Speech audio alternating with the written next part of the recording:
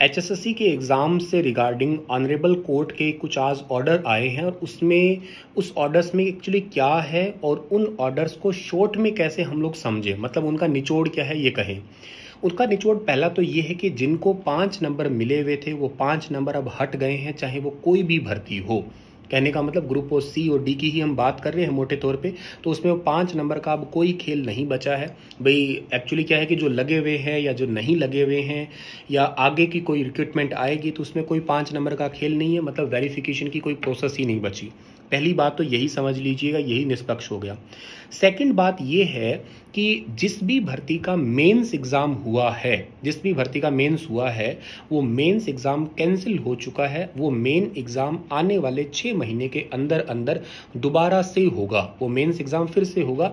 Group 56 है, 57 है, ये सारे एग्ज़ाम दोबारा होने वाले हैं।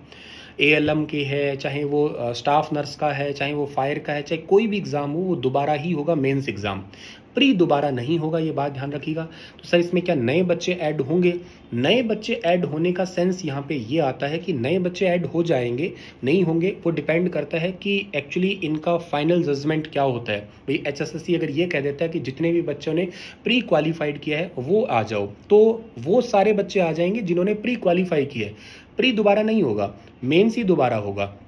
लेकिन हो सकता है कि इन्होंने जो पहले लिस्ट निकाली थी, एक कट ऑफ लिस्ट निकाली थी कि इसके ऊपर बाद बाद वाले मेंस दे सकते हैं, तो हो सकता है वही दोबारा बच्चे आएँ। वो डिपेंड करता है एचएसएससी के ऊपर, टोटली डिपेंड है। लेकिन हाँ, होगा मेंस दोबारा, ये पक्की बात है। अच्छा सर, मान लेते हैं कुछ भर्तियों में मेंस एग्जाम होकर उनकी ज्वाइनिंग भी हो गई है, तो क्या होगा? तो आने वाले 6 महीने के अंदर अंदर ये भर्ती पूरी होगी। अब उनको एग्ज़ाम दोबारा ही देना पड़ेगा। अगर वो उस मेरिट लिस्ट में आते हैं तो ही वो उस नौकरी पे बरकरार रहेंगे। अगर वो उस मेरिट में नहीं आते तो उन्हें नौकरी छोड़नी पड़ेगी। तो पहली मेरी हिदायत उनके लिए ज़्यादा ज़रूरी है जो नौकरी लगे हुए हैं, तो वो अपनी साथ की साथ तैयारी जो है ना वो 2x की स्पीड पे कर दीजिएगा, क्योंकि तुम्हारे लिए इज्जत का सवाल है।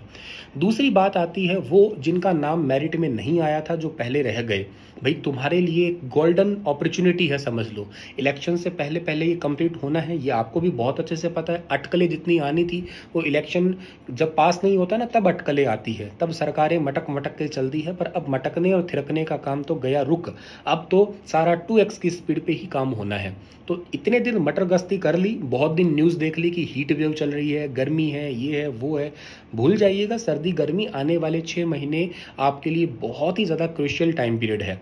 अभी से ही तैयारी जुट जाइएगा। मैं बहुत कहता था ना कि डेली हरियाणा करंट अफेयर या क्लासेस रेगुलर रखो, तुम रेगुलर रखते नहीं थे। मैं बहुत बच्चों को कहता था कि अपना भी सीईटी मेंस का स्टार आईक्यू एप्लीकेशन पे बैच है, उस बैच को रेगुलर पढ़ते रहो, पर ध्यान नहीं देते थे ना। देखो आज ये कही हुई बात काम आती है। मैं हर क्लास में कहता था कि यार उस बैच को पढ़ते रहो, बहुत अच्छे से कंटेंट दे रखा है, और वो बहुत ज़्यादा कंटेंट है, उतना याद नहीं हो पाएगा। सोचते थे नहीं यार पेपर आएगा तो पढ़ लेंगे, अब देख लो एकदम सर पे ही आता है, पेपर आता है तो भाग के ही आता है। हरियाणा में ऐसा कुछ नहीं कि कैलेंडर फिक्स है, अब देखो एकदम से आएगा, फिर कैसे सिलेबस करोगे? अभी भी मौका है, अभी भी अगर आप उस बैच में एनरोल हैं या नहीं है तो भी आप लोग नहीं है तो हो जाइएगा। स्टार आईक्यू एप्लीकेशन पे है, सीईटी मेंस का बैच है।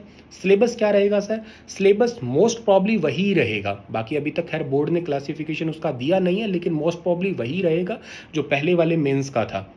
तो प्रिपरेशन उसी लेवल की करनी पड़ेगी। अच्छे तरीके से आपको अभी भी पढ़ने का मौका है। समझ में आ गई चीज़ें? शॉर्ट में यही ही बातें थी। अब आप ज़्यादा भटकने की कोशिश मत करें। मैं ये वीडियो इसलिए भी बना रहा हूँ कि आप लोग जगह जगह पे हर किसी का मतलब पूछते फिर रहे हो कि सर क्या करें, ये करें, वो करें। इतना ही है, इसके अलावा अब इस टॉपिक पे कोई और वीडियो देखने की ज़रूरत नहीं। अगर आप यहाँ आ गए हो तो पहला टॉपिक ये कि 5 नंबर नहीं मिलेंगे, किसी को भी नहीं मिलेंगे, तो वो पॉइंट ही हट गया। दूसरा, मेंस दोबारा ही होगा, ठीक है ना, वो कंफर्म है। अब मेंस दोबारा होगा तो मतलब आपको प्रिपरेशन भी करनी पड़ेगी। सिलेबस क्या है वो अभी तक के लिए नहीं पब्लिश किया गया, तो ये मोस्ट प्रॉब्ली 90% से ज़्यादा चांसेस वही ही होगा। हरियाणा जी के तो आपको ही पता है, ये आनी ही आनी है।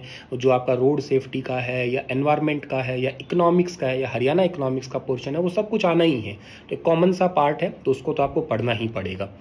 आगे मेरी बात समझ में? चलिए, स्टे हैप्पी स्टे हेल्दी। बाकी कोई बात अगर रह गई हो समझनी या कुछ डाउट रह गए हो तो आप कमेंट सेक्शन में अदब से पूछ सकते हो मुझसे। राधे राधे।